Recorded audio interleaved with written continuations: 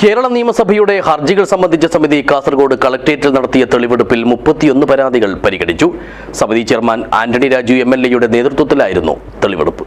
This news sponsored by Bobby Chemmanur international jewellers.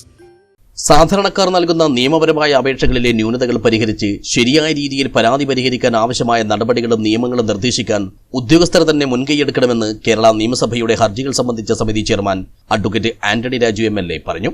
Kasaragod കളക്ടറേറ്റിൽ സമിതിയുടെ തെളിവെടുപ്പ് നടത്തി സംസാരിക്കുകയായിരുന്നു അദ്ദേഹം. ചില ഹർജികളിന്മേൽ സമയബന്ധിതമായി തീരുമാനങ്ങൾ കൈക്കൊള്ളാൻ റവന്യൂ നിർദ്ദേശം കൊടുത്തിട്ടുണ്ട്. ആ സമയബന്ധിതമായി പരിഹരിക്കുമെന്നുള്ള ഉറപ്പ് കളക്ടറുടെ നേതൃത്വത്തിൽ റവന്യൂ അധികൃതർ സമിതിക്ക് നൽകിയിട്ടുമുണ്ട്. അപ്പോൾ ഈ കാസർഗോഡ് ജില്ലയിൽ കൂടുതലും ഹർജികൾ വന്നിരിക്കുന്നത് പട്ടയ ഭൂമി സംബന്ധമായ വിഷയങ്ങളെ കുറിച്ചാണ്. അതിലെ കുറെയൊക്കെ ഉദ്യോഗസ്ഥന്മാരുടെ ലാപ്സ് കാരണം നീണ്ടുപോയതായിട്ട് സമിതിക്ക് കണ്ടെത്താൻ കഴിഞ്ഞിട്ടുണ്ട്. ആ ഉദ്യോഗസ്ഥന്മാർക്ക് മേലിലത് അത്തരം കാലതാമസം ഉണ്ടാകാൻ പാടില്ല എന്ന നിർദ്ദേശം കൊടുത്തിട്ടുണ്ട്. അതുപോലെ തന്നെ സാധാരണക്കാരായ ആളുകൾ നൽകുന്ന പെറ്റീഷനുകളിൽ നിയമപരമായി അവർ നൽകുന്ന പെറ്റീഷനുകളിൽ പ്രൊസീജിയർ അനുസരിച്ചല്ല, അല്ലെങ്കിൽ നിയമം തെറ്റിച്ചാണ് ഹർജികൾ നൽകിയിട്ടുള്ളതെങ്കിൽ ശരിയായ നിയമം എഴുതി ചേർത്ത് അത്തരം പെറ്റീഷനുകൾ പരിഹാരം കണ്ടെത്താൻ ഉദ്യോഗസ്ഥന്മാർ തന്നെ മുൻകൈ എടുക്കണമെന്നുള്ള നിർദ്ദേശം പൊതുവെ ഉദ്യോഗസ്ഥന്മാർക്ക് ഈ പെറ്റീഷൻ കമ്മിറ്റി നൽകിയിട്ടുണ്ട്.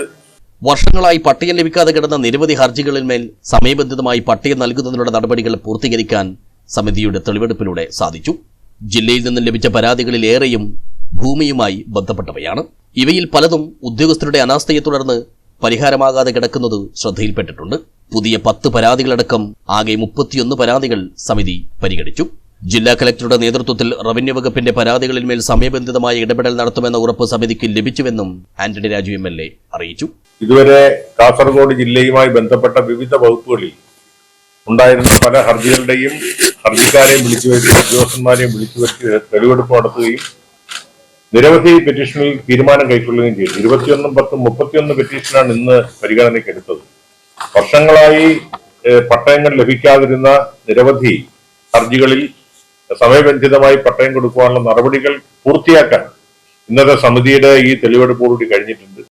സമിതി അംഗങ്ങളായ GS Jayalal MLA, M Rajagopalan MLA, Thottathil Raveendran MLA, KK Rama MLA എന്നിവരും കാസർഗോഡ് MLA NA നെല്ലിക്കുന്ന്, ജില്ലാ collector K Inbasekar, ADMP Akhil എന്നിവരും തെളിവെടുപ്പുമായി ബന്ധപ്പെട്ട് നടത്തിയ യോഗത്തിൽ പങ്കെടുത്തു.